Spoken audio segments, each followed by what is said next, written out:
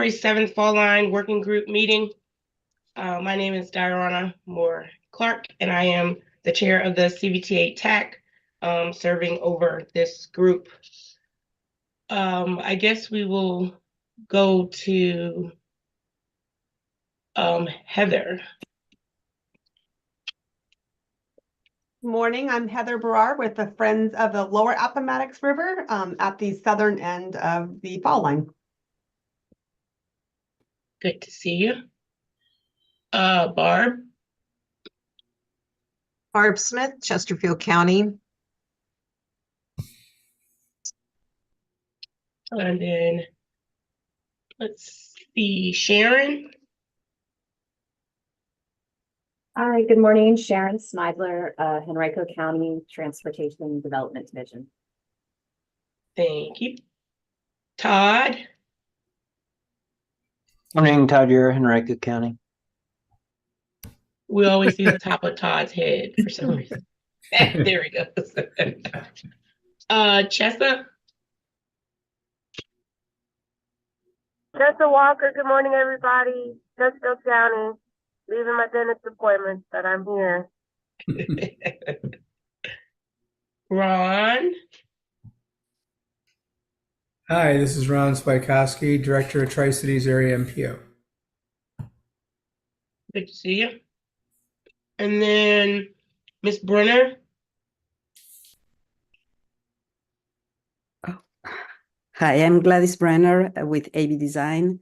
We are the consultants working on the wayfinding for the Fall Line Trail. Thank you. Good morning. And then we have the staff. So we could start with you, Phil, and then Janice, and then Sid. Morning, everyone. My name is Phil Riggin, and I am a transportation planner with Plan RVA, filling in for Chet this morning, Chet Parsons. And I see we do have a few more people rolling in. Joe Vadunas, are you ready, sir? Get back to him. Yes, were you doing introductions? Yes, please. Joe Vadunas with Hanover County. Hey, Joe. Chester, do you have a question? I was just going to say that Mark Riddler did call me late yesterday afternoon saying that his crew had a conflict and wouldn't be on the call, but that there should be someone. I think from CDOT presenting the gap funding on the Fall Line Trail. I don't think most of them will be on today. Yeah, I see Roy. That Roy's with us now. Yeah, Yes. Good morning. I am certainly here. I'm supposed to present to you on the Fall Line estimates. So the problem, I can't get my computer to connect. So I tried like since 8:30. I'm working on this. I can't figure it out. Seems like I need admin rights or something to update Zoom, and everything's logged on me. And it's supposed to work from the browser, but it's not. So the only thing I figure out connecting from my phone, just to let you know that I'm trying to work my way. Can you send it to someone? Yeah. I'm sorry? Can you send the presentation to someone and you can just do it from your phone? I can. Would Janice be a good person to send it to? Yeah. Yes, send it to me. Okay. Janice, would you like me to run the slides? Yes, I'll forward it to you as soon as I get the email, Sid. Thanks. Okay. Morning. My name is Sid. I'm the digital media specialist. I'm also helping running this meeting. So I'll be able to run your slides. And if you just want to hit next or say next, I'll just move down the slides when that happens. That can help out. Perfect. Okay. It'll be a little more complicated than that. It's a spreadsheet, but we'll go from there. So appreciate it.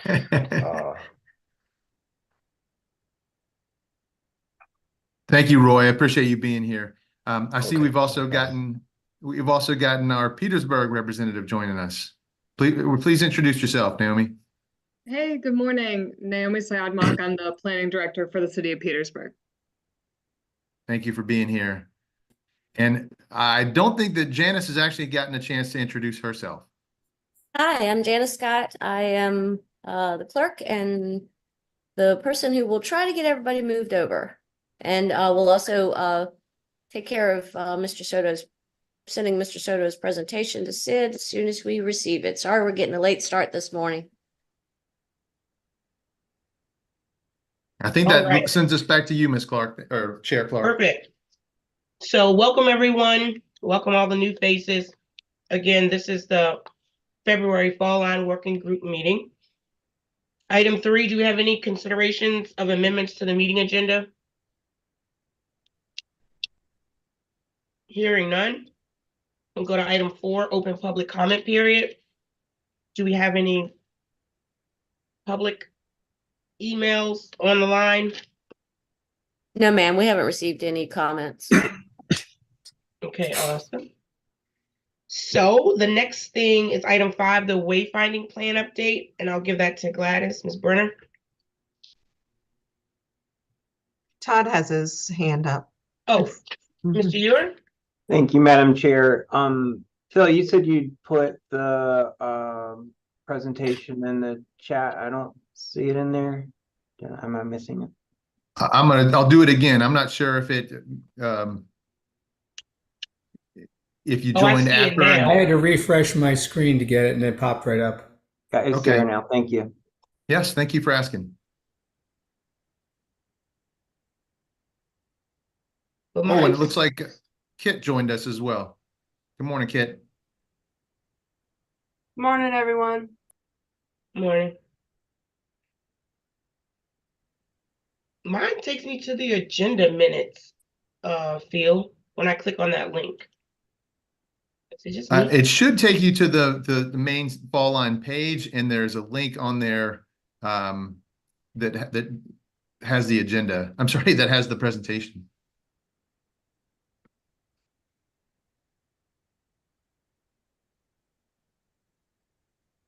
I can link directly to it if you'd prefer. Yeah, I'm sharing my screen. I don't know if you can see it or not. We can see it, yes. Okay. So, Maybe my browser. I have a couple of things to share. This is the tentative programming for Henrico, Hanover, Ashland. So we use the destination information that was given to us. In the case of Henrico, the site plans to place the different signs based on the original preliminary sign location. And we added some signs and made adjustments and changes. So this presentation is something that each of the Ashland and Hanover and Henrico has to take apart and look at them and check if the locations are feasible, if the destinations are correct. So it's not something that we that it will be productive for us to discuss right now, but I just wanted to show you so that you see in what direction we are going. We started originally with Henrico, and because the building schedule for Henrico went from south to north, we kept that direction going. But then we received the markings for the mileage markers, which obviously go from north to south. So we reversed everything that we were working on, and we started from north to south. So basically we start from Carter Park, and this is for your reference when you're evaluating or looking in detail at these files to produce some feedback. We started naming the signs. Here's the key to what they are: the trailhead, the urban marking, warning signs. So the numbering, it starts, for example, T2-1, W, which is a warning sign 1. So each category has their own numbering. So for example, P2, which is the pedestrian, starts with 1, 2, but then, for example, we have the W2 because we had W1 here. So each different color or category has their own numbering, except for the miles, which they have the actual mile that it represents. 5, 1.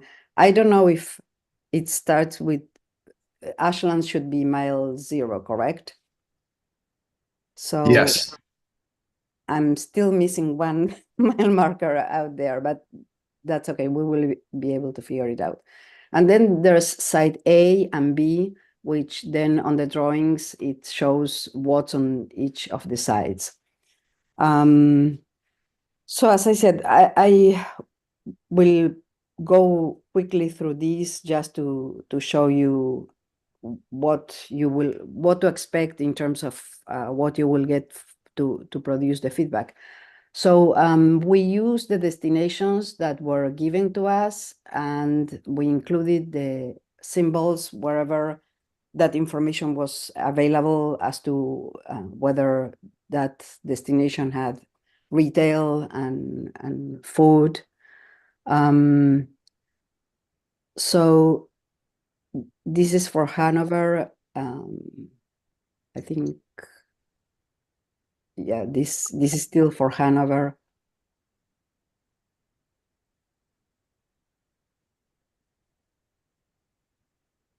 So as I said, this will have to be looked into detail.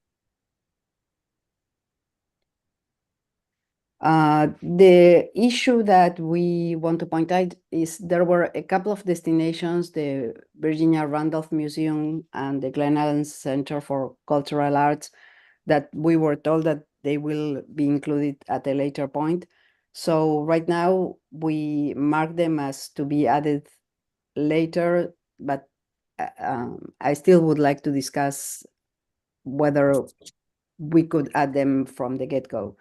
So this starts with Henrico, Clover Park, and is similar in terms of in this one, we were able to locate the signs with more detail than in the general maps. We grouped Glen Allen Center for Cultural Arts with Meadow Farm Park because they are in the same direction. When we were talking about this, Phil mentioned that maybe the Glen Allen Center for Cultural Arts is rather far from the trail. So besides looking at all these, we had a list of things that we need to keep developing the wayfinding for the trail. And between them, it included the final destination for each. I don't know if maybe I should go through all of these before moving on to the other.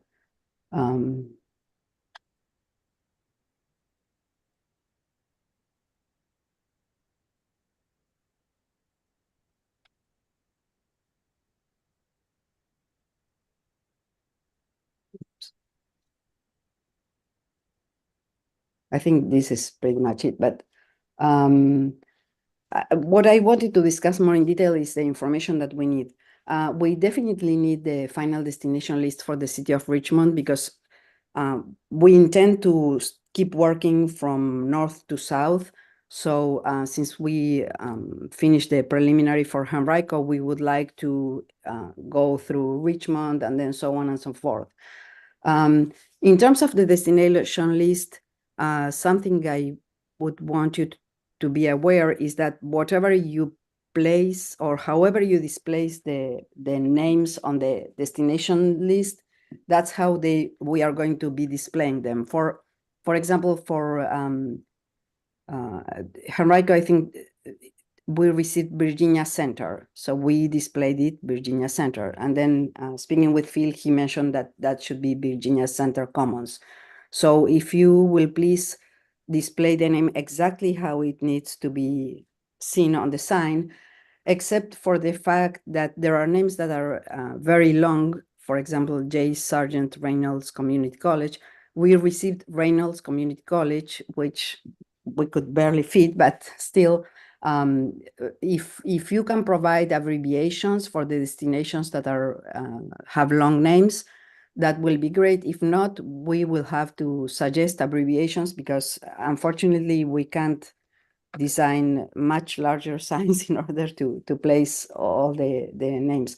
As you saw on the file, for this type of signs, we are able to use 2 lines of text. But so we can accommodate a longer text, but for this type of signs, we don't want the sign to be larger because it defeats the purpose of being a cantilever sign. So we need for the names to be rather short. So So for Gladys, what's the character limit? I actually will calculate that and provide it.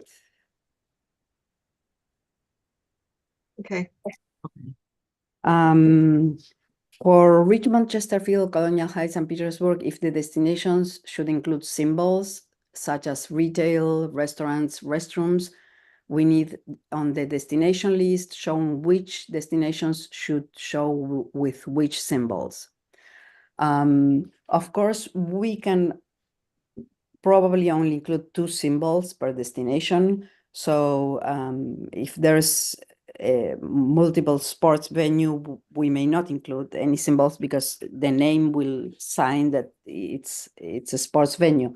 But for other destinations that where the name doesn't immediately lead to the usage, if we need to include symbols, we can place probably 2 symbols per destination. For all the localities except for Henrico, which we already have the drawings, I understand they are 70%. So if there are any updates, if you can please provide those to us. But for all localities, detailed construction drawings of the trail section in PDF format, if available. If not, the sign location plans will show the general area in which the sign will be located. So those will be these.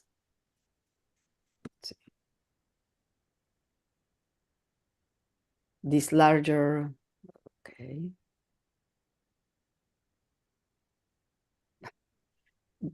If we don't get detailed plans, this will be the way in which you will see the signs located. So we try to mark them on which side of the trail, either right or left, or but it will not be as detailed as, for example, if we can actually have the details of the trail. Yes. Again, if Henrico has updated construction drawings in PDF format, if they can provide them to us, that will be great. Then in terms of the miles for the destinations, I think I had one example where we include the miles. The issue with the miles is that it takes real estate on the sign. So probably we will have to use smaller fonts and make the sign a little bit less friendly in terms of their readability. The other issue is if we are to include the miles, I need to have that information from the participants of the trail, because it's really not, usually it's not part of our scope to calculate. It's a very time consuming, as the person who provided the mile markers can tell probably. So if you really think that it's useful to include the mileage, I don't know if it needs to be a decision across the board, either all of them include miles or none, or if it can be by locality. But if you want, as I said, if you want to include the mileage, if you will please provide that information to us, and we will try to accommodate it in the sign. Elements to consider while finalizing the destination list. We discussed, I think it was with Chesterfield, the fact that including elementary schools may not be the best idea, because the local users know where the schools are, and the non-local users, it may not be desirable for them to use the school facilities, either to have lunch or a picnic or anything like that. So across the board, we are saying we will not include elementary schools as destinations. Related to private venues, we discussed this with Hanover, and if we try not to include those because for two reasons. Maybe they cease to exist or they change names, or if you include one private venue, the other private venues will claim that they want to be included as well. And we will only include them if they have a major impact on the area from a touristic or economic point of view. So be mindful of that when you want to include them. Again, if the name of the destination exceeds the capacity of the sign, which I'm going to provide the character limit, we will use abbreviations. And the names of the destinations do not need to be official names, but the names that are recognizable for the end users and which are used on a daily basis to identify the destination. So I don't have an example that comes to mind. Well, actually, Sergeant Reynolds, I hear people referring to it as J Sarge, but of course we can't put that on the sign because people that are out of town may not know that that's a community college. But in terms of the destinations, please think of how I was looking at Meadow Farm Park, and I don't know if it was Meadow Farm Park or museum, or if it has several components and we have place for only one name. How will that name condense all the activities that are represented there, and which one would we want to choose? We were discussing that it will be a good parameter to use a deadline of February 26 to try to gather the information about the destinations, and if you have construction drawings as well. But in terms of destinations in general, I'm thinking, probably backtracking a little bit, but who are the users? Who will be the users of the trail? Walkers, bikers, pedal bike, of course. So local people and out of town people, and how do we want for them? What destinations do we want to display in terms of what's the expectation? The expectation is that people will go from the trail to that destination. If that is the case and the destination is far from the trail, probably there at some point the county or the city will need to put additional signs from the trail, breadcrumbs to get to the destination. Because if you just put an arrow, to Garden City, maybe people don't know how to get there. You will have to keep putting signs wherever there's a decision point to get them there. So keep that in mind when choosing the destination. If you are willing to actually do that, to take them all the way to that destination that is far from the trail, or if it's worth including it in this signage or not. So I don't know if you have any questions in terms of elements that we will need to keep working on the wayfinding, or if you want to discuss anything. I see some hands.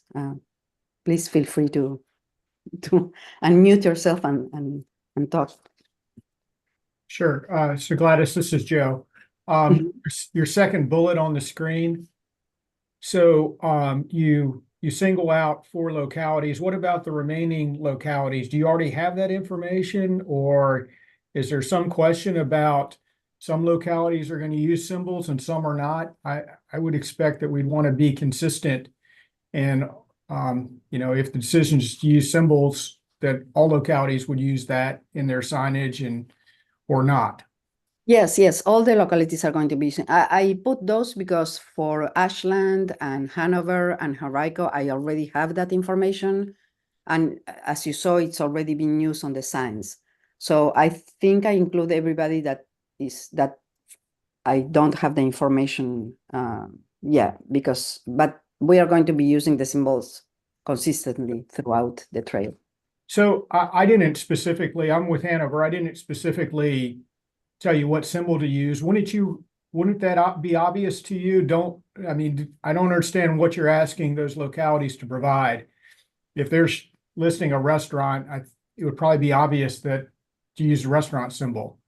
Well, but we are not listing any restaurants. So I think we did get from Hanover, which destinations were going to be using the symbols. For example, downtown Ashland. Okay, please always keep in mind that signage is designed for the first-time visitor. All right? And suppose we are an out-of-town firm and we have never been to Ashland and we don't know what's in Ashland. So in Ashland, there may be just a train station and a government building, but that's not the case. There are amenities there. So we let people know. Lewiston doesn't tell me anything. It's just a name. I see it on 95 every time I drive to Washington, D.C., but I have no idea what's in there. So there's retail and there's restaurants there. The same with Lake Ridge Parkway. So we are not going to be listing any restaurants or any retail stores. We are listing areas that people may be, let's say you've been walking for 2 hours and you need to drink a cup of coffee or sit or a restaurant. So we tell people where to find those. And we do have those for Hanover and Ashland and Henrico. That's why we were requesting them for the other sections. Does that answer your question? It does. Thank you. All right. I see Barb, Naomi. Yeah. Hi, this is Barb. I was wondering if there was a recommendation for the maximum distance to destinations that we as a group should kind of keep in mind. Like, does it seem reasonable for someone to go half a mile or a mile? Well, I guess it depends on the other thing that I was thinking is a mile or half a mile makes sense. If you're in a bike, you can go further. But the question is, are there bike lanes from the trail to that destination? So if that's not the case, then we should keep the half mile or the mile distance the most. Yeah. Okay. Having in mind mostly walkers. Mm-hmm. Yep. I'll try to keep that in mind. Thanks. So I had a quick thing. I know on Petersburg end, multiple parties sent feedback on the destinations that would be included. Do y'all have that final list? And then we could use that final list to share which icons or symbols should be used.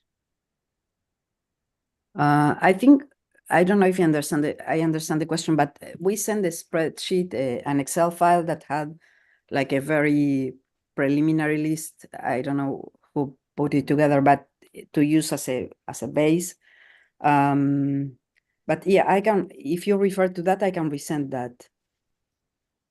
Oh, yeah. So Petersburg, it was us and FOLAR. So it was multiple parties that sent feedback on what destinations we wanted to include. So I was just seeing if you all had combined the final list of those destinations. And if so, I'll just use that final list to share what symbols should be included.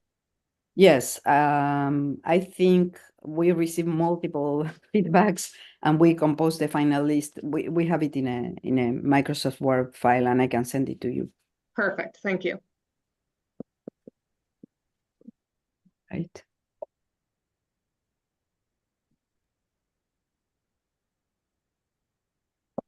Hey, Gladys, this is Todd with Henrico. So, what would be helpful to us is any of the destinations that you think are too long and need to be abbreviated, if you could just let us know which ones, and we can work on coming up with abbreviation, like Reynolds Community College, for example, and Meadow Farm Park for the future. And Barb, we can also at the same time work on distances based on the preferred route.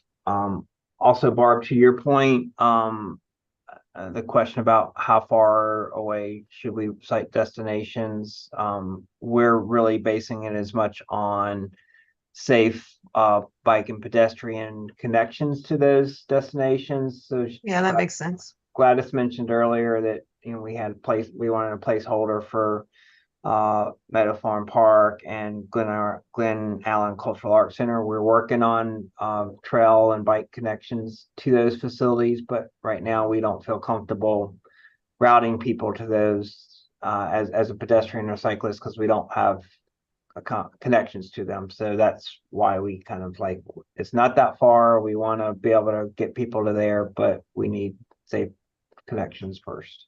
Mm-hmm. Okay. Yep. I'll rethink my list with that in mind as well. Yeah. Well, I probably want to, I will send these files to Hanover, Ashland, and Henrico for you to review, because there are some destinations that you can use different ways to get there. So we place them in an order in which we think that people will go to that destination. For example, I think for Randolph Museum and Virginia Randolph Museum and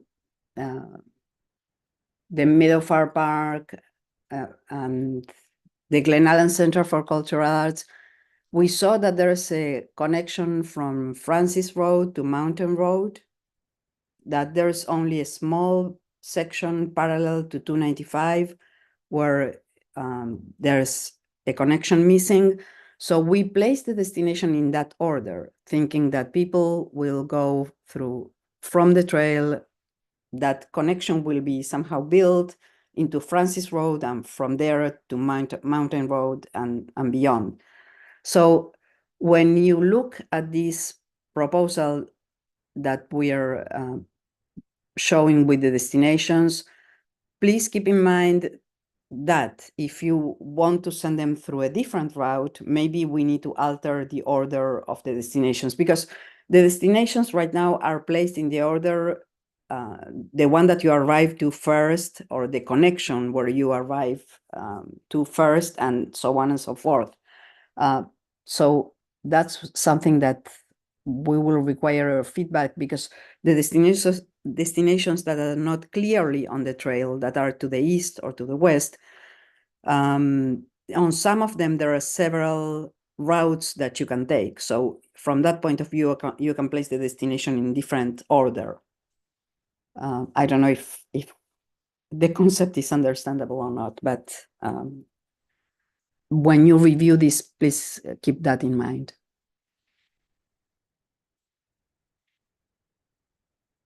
So I don't know if there are any additional questions or comments. I had something. You mentioned whether we want to include mileage on the signs, like 1/10 of a mile to Chester. If we're trying to be consistent along the whole trail, I would suggest that we don't do that, just because I feel like there's not going to be enough room on the signs.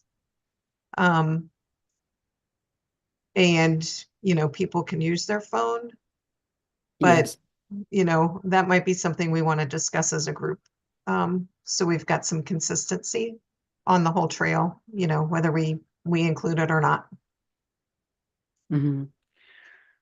Yes, in terms of that, I think, yeah, consistency is the answer. As you said, there's not that much place in the signs to include that.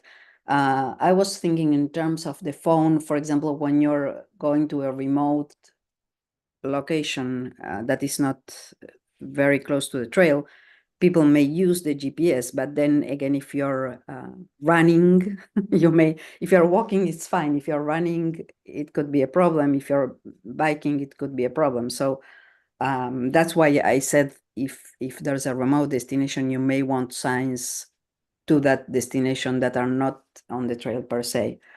But yes, if you, we definitely need a decision whether to include the mileage or not.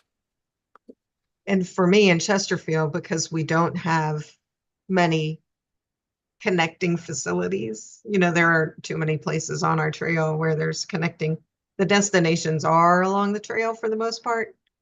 And things that are off trail, there aren't facilities. So I'm probably not going to have very many situations, but like in the city or maybe Colonial Heights or Petersburg, they may have facilities connecting from Fall Line Trail to destinations. And maybe then it does make sense to include the distance.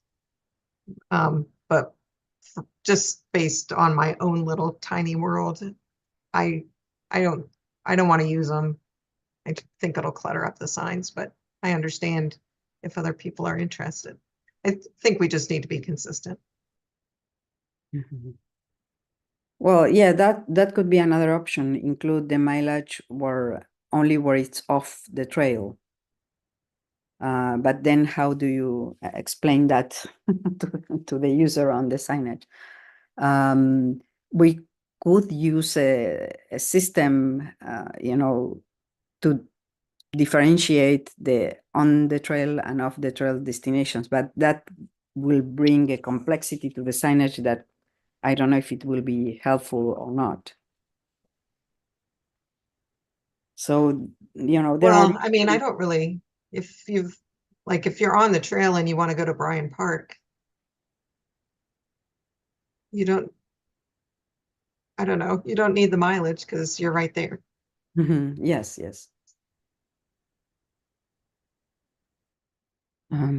But for example, we are listing things on the signage that are not on the trail.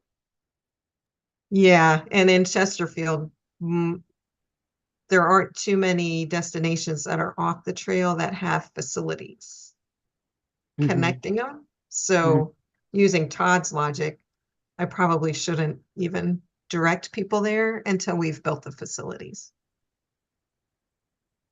Okay. All right. Yeah. When Hanover, Ashland, Henrico review the documents that we provided, if you want to reconsider the destinations, this is the time, because we are still, the signs are not firm in terms of the messaging. But please keep in mind that we would like to get by the end of February a firm list with not that many changes, because what happens is that if you add or delete a destination, it affects the whole trail and all the signage along the 43 miles. I mean, not all of them, because, it's a section, then that destination disappears as you go north or south. But still, one change affects a lot of signs.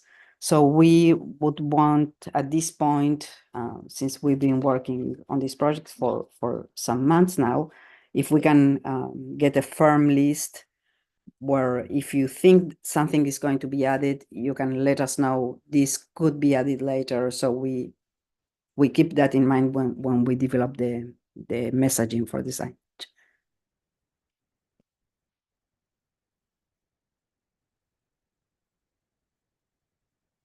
All right. Well, thank you, Gladys, for that update. I know I just emailed my list back out to my folks again, requesting any additions or clarifications. So hopefully we'll meet the Feb 26 deadline. And then for any of the localities that are tagged up here, or I know Petersburg will be doing it or has done it, but getting the symbols or anything.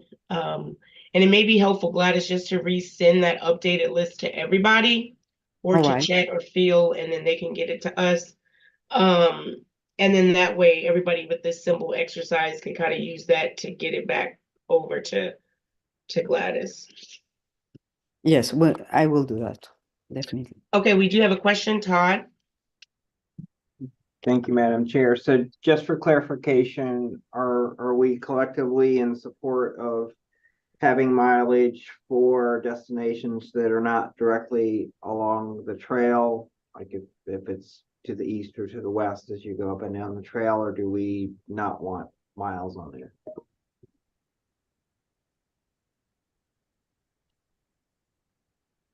What do you like, Todd? I think if there's room, and that's why I think we're going to help Gladys with abbreviations. I think it's useful information, and it's typical along trails for wayfinding signage to have the mileage to destinations, and as well as I think we're looking at where we have major trailheads along the section in Henrico, where there's a wayfinding sign. We wanted to have what the distance to those trailheads or other major destinations along the trail, just as on the Capitol Trail. But that's open to, I guess, discussion. Mm-hmm. Yeah, and I was thinking about some of ours, and I don't know how, we don't have, I guess we wouldn't have a lot of distance to, so it's going to be something like 0.4 miles to this.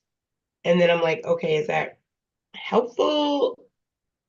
And then we think about it being like, like the highway system and transportation infrastructure, is some of that kind of expected out of the project. So group, we are trying to get a consensus on the mileage, abbreviation and mileage. I know Barb chimed in and thinking about it from Petersburg's end, where the trail is going to be. Do you want to direct people, to the city center, and do you think the mileage would be necessary for them to gauge how far they would be riding? I know on the Capitol Trail, I didn't see any like destination stuff. And I remember I rode so far, I didn't want to come back. So it could be helpful to help someone know what they're getting into if they go there on a bike. There are destination and distances on the Capitol Trail, but because there's generally not as many destinations, especially as you get more to the rural area, the distance between them tends to be pretty far. But yeah, I was like right at the Charles City, Prince George part of Route 5, so pretty rural.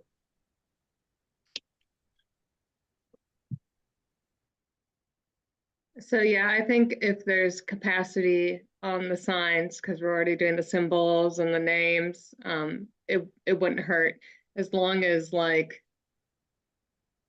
everything's just pointing in the right direction and there aren't a bunch of twists and turns to get to the destination. So yeah, so I think it wouldn't hurt. Sounds good.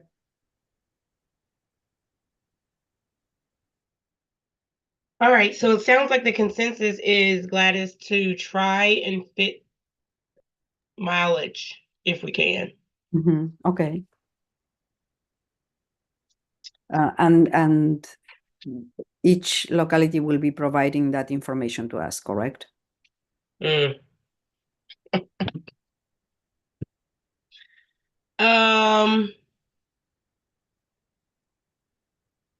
guess, Todd.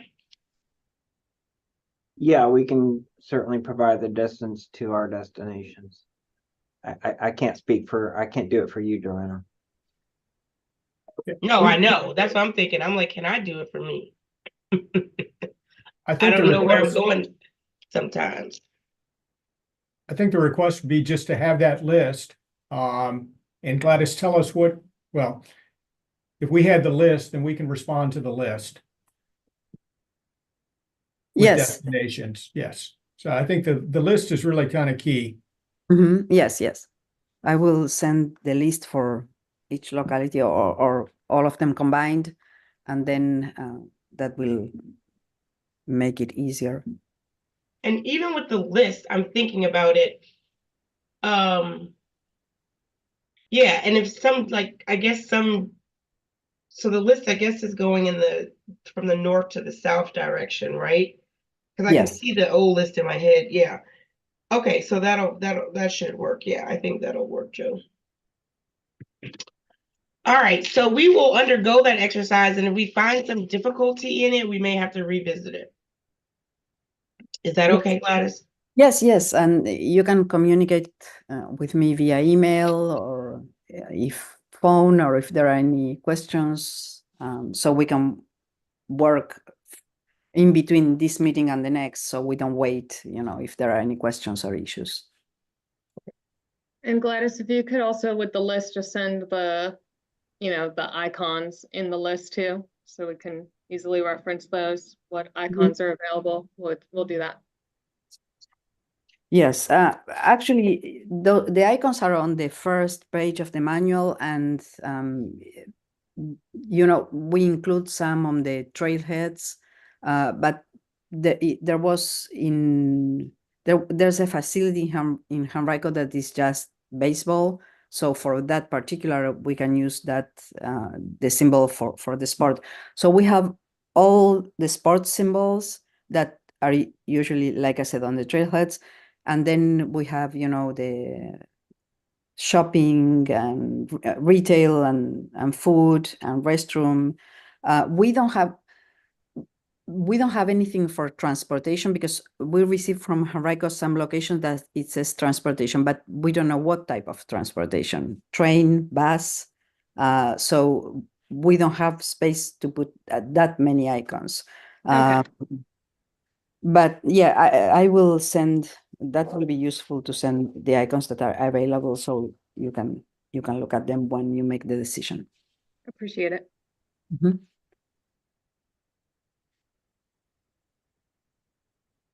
All right, well, thank you so much, Ms. Brenner, for that update. We're gonna keep moving. I know we have VDOT, so we're gonna use that for item 6 to update us on the fall line. I think you're doing the design build 2 update, Roy. Yes. So it's a mix of things. I believe my understanding there was a request to facilitate like a handoff, if you will, for segments, not only the design build 2 that we're providing an update, but the rest of the corridor. So like the Chesterfield and City of Richmond for the most part, so that I guess the localities can pick up from there as a reference and build their estimates going forward. So let me see, is someone going to share? Yes, there we go. Okay, so that's perfect. That's the estimate summary tab that you're looking at. The first few rows in the green, rows 2 through 4, that kind of answers the bigger question, I believe, was how much is the overall trail expected to cost, how much allocations are currently assigned, and then what's the projected deficit. So you can see in row 3 for the total fall line trail estimate, we're looking at the 409 million, with current available allocations of 241, and that puts us right around 168 million. The next row 4, is so that we consider is it required some assumptions, and if we compare, it comes across as not necessarily all trail, but there's one of the City of Richmond projects that includes streetscapes and maybe a few other things. So looking at the description in the scope of items from the Smart Scale application, and that's in the notes there. We believe it will cost more, but it includes other things than the trail. So there are other improvements, I think, that were important to highlight for the group. So if those are actually going to be part of those segments as part of their scope of work, that increases the deficit. Then moving down, I would like to jump to the dark blue on rows 12 through 14. So that's specific to the design build 2 and 1. So the 1 pretty much is currently under construction. It was within budget, so there's it's still under construction, so there could be other changes and things like that, but there's some surplus there that could certainly be used, and it's accounted for in row 3 as well. So that's looking at row 13, and then looking at row 14, design build 2, the southern section.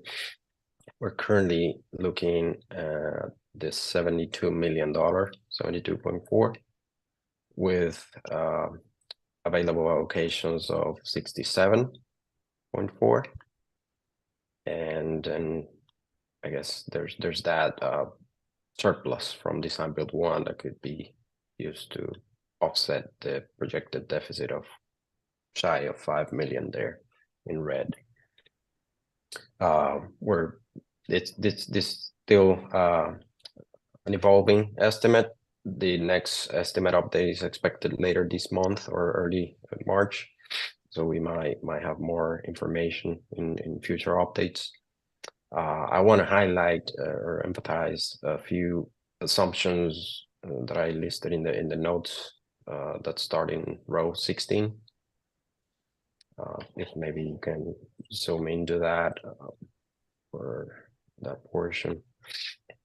For the first one, for the VDOT design build 2 segments, it's current unit rates that are inflated to the midterm of construction duration. That's expected around the fiscal year 27.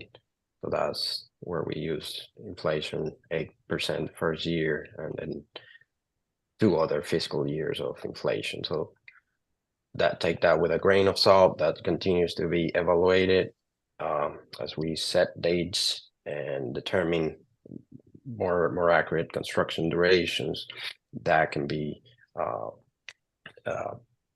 most certainly could be adjusted. So some of the values that you're seeing are inflation projections as well. For Henrico's segments, there's the estimates were provided by Todd in late December, and so then pretty much we took the assignment to help out with Chesterfield and City of Richmond segments that remain.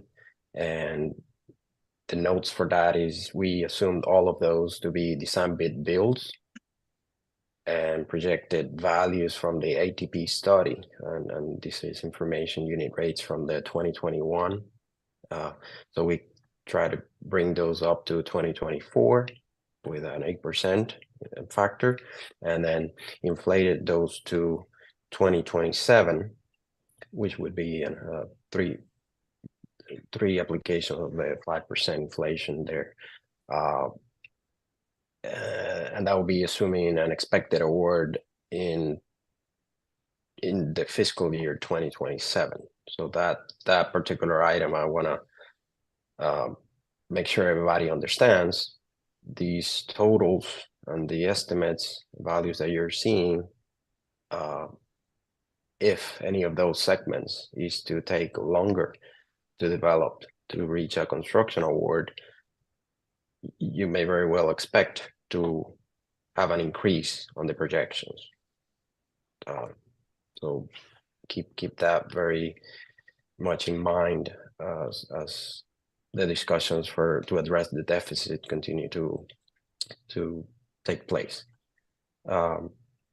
It also includes an addition of 20% in the construction miscellaneous allowance and increases in right-of-way and construction risk contingencies to 50%.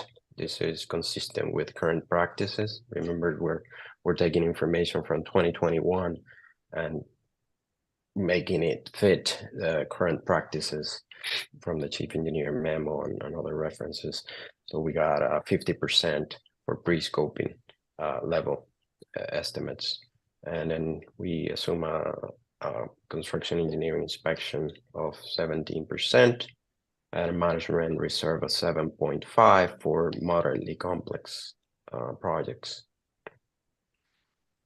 That also could vary, so that was applied very consistently across the board, but we also understand some segments might be more challenging than others.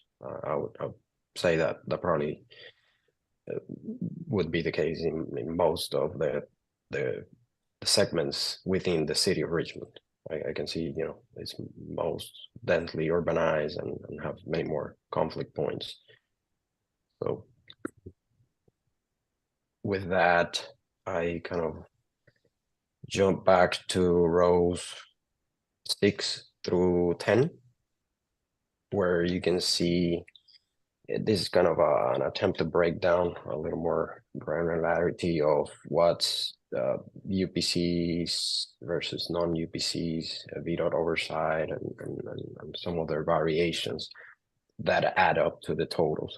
So the total funded segments, if we take projects that have funding allocations in them,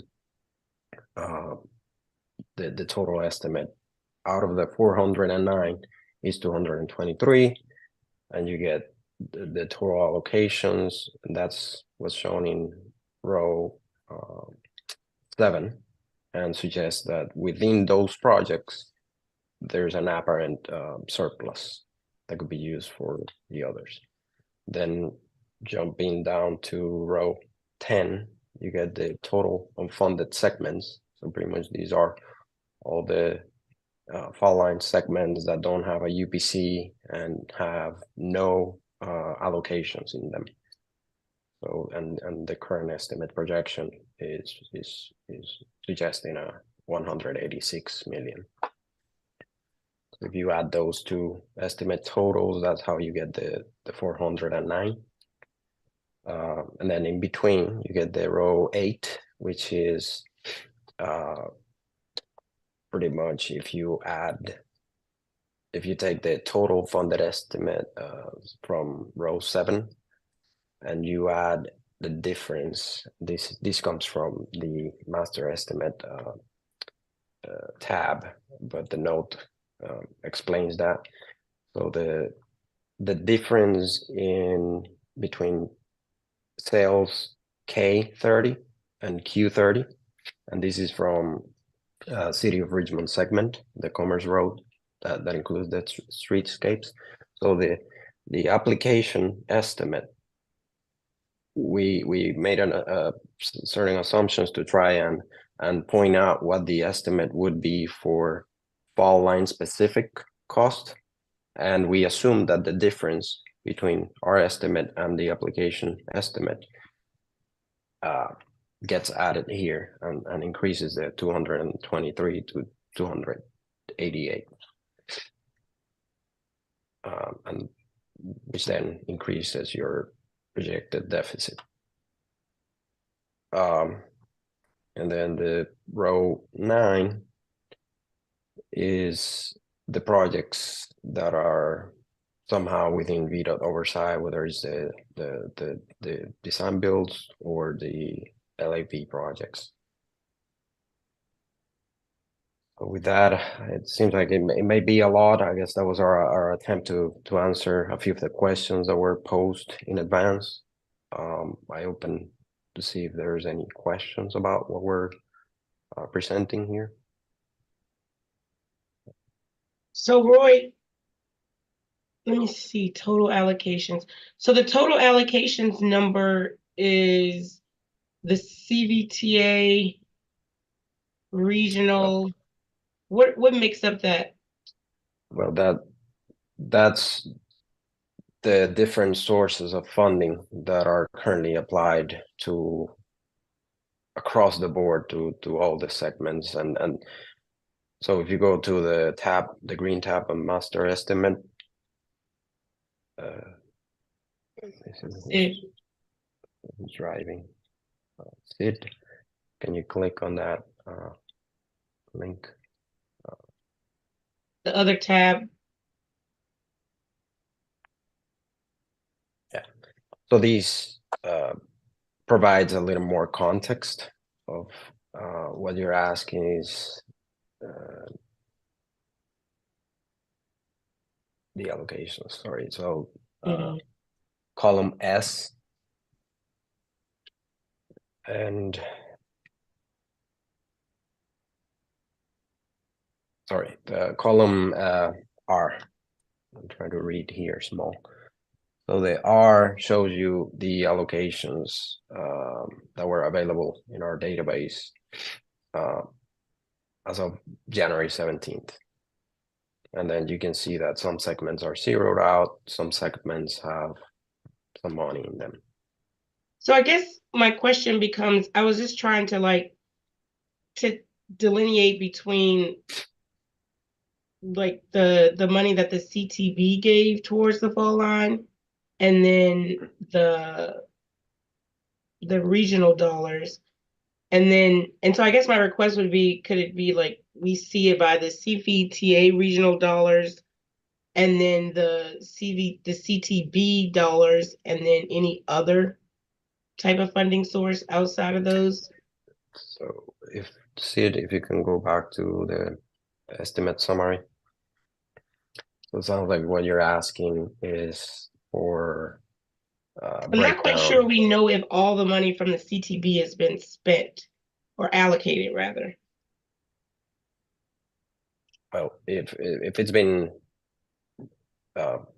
made available, with my impression is that it's been allocated, but I don't have, like, this exercise didn't include the breakdown of where the allocations are coming from. So it sounds like what you're asking, right? The row 3 that shows 241 million in allocations, you would like to see a summary of how much out of that is coming from each different source of funding that's applied. Yeah, and Liz and Mark had it before, kind of the breakdown. Yes, there's a separate spreadsheet that collects all of that detail or attempts to. Yeah, there's I guess money has been moving around.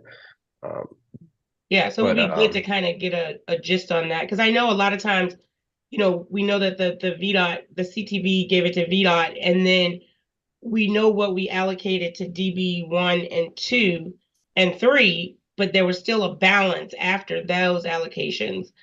And so I'm just trying to see where that is, because we could always remember.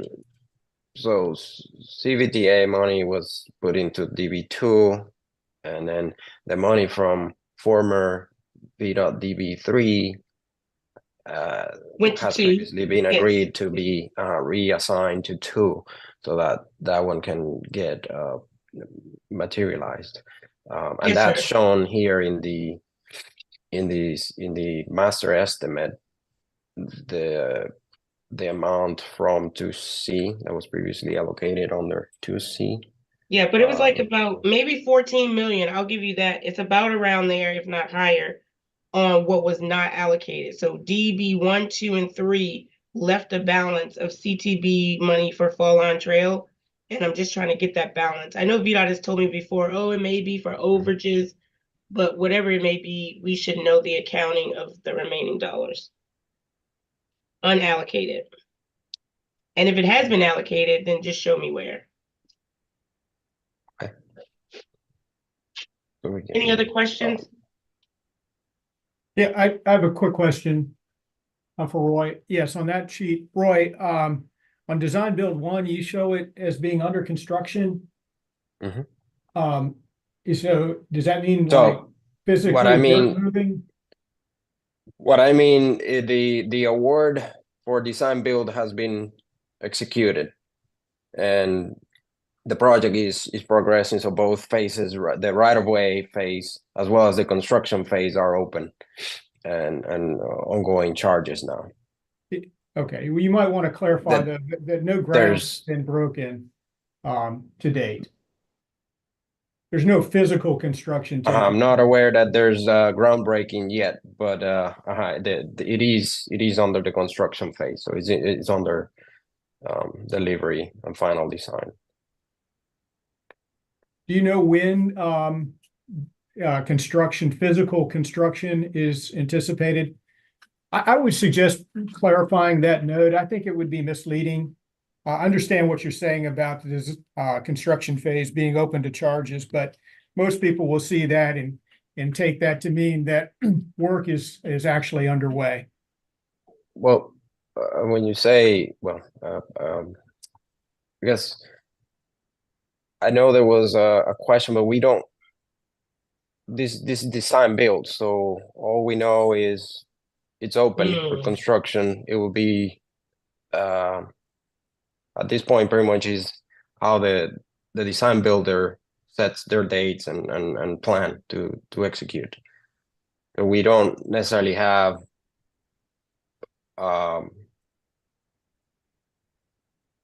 very specific details as to how that's going to go at the moment, but I can talk to Fisher and see if we have any projected groundbreaking date or something like that. Would that help? I think it would just help to clarify that note. I think it's misleading. Thank you. This is Chessa. Maybe you could just reword it to say project is in the construction phase. Contract has been awarded and it's in the construction phase. I mean, it doesn't speak to the. That doesn't do it, I don't think. Because you know how it is. They got to mobilize and get going and all that. So.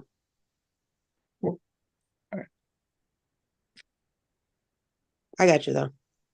Yeah. So what you want, just instead of saying under construction, design build contract executed.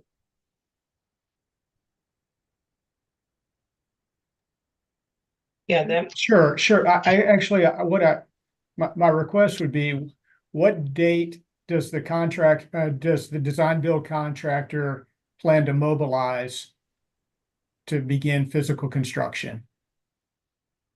That's I guess what I want to, that's something that you want to know separate. That does not really is not part of the exercise of the estimate, right? This is just you're curious. Well, it's included in the notes on your estimate, so I would just ask that be clarified.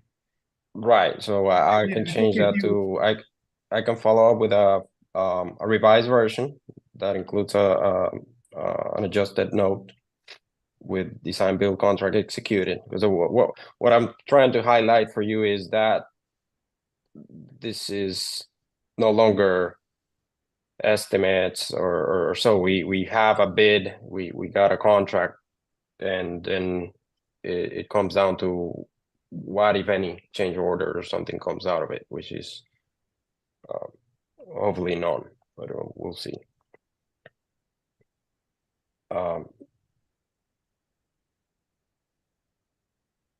So send revised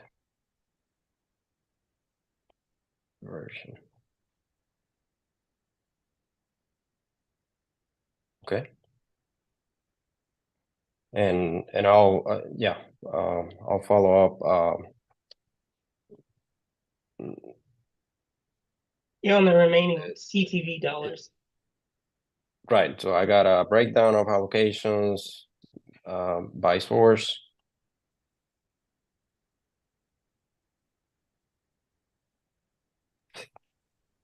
Chessa. Will we get a copy of this to review the estimate? Oh, yes, that's the intent, is that you get these it's our, hey, these are the segments.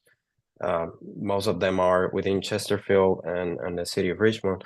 So this is based on our information and the assumptions that I shared with you.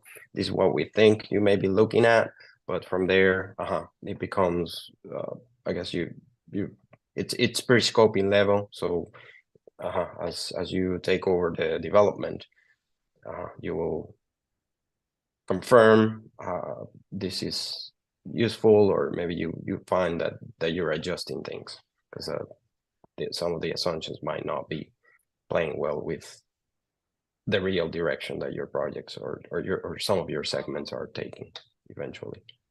Yep, I got you, but we'll get the backup that shows the unit costs and the quantities and all of that. Not just So this table.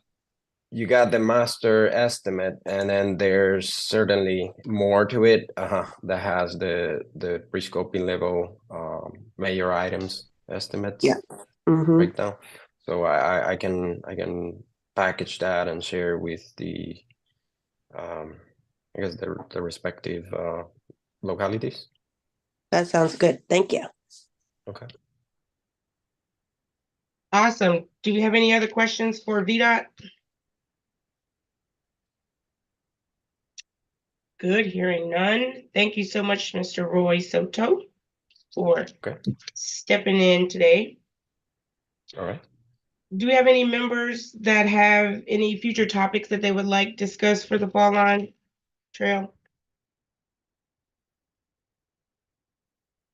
All right, hearing none, our next meeting is scheduled for March the 6th, 2024. Again, if there's no other discussion, this meeting is adjourned.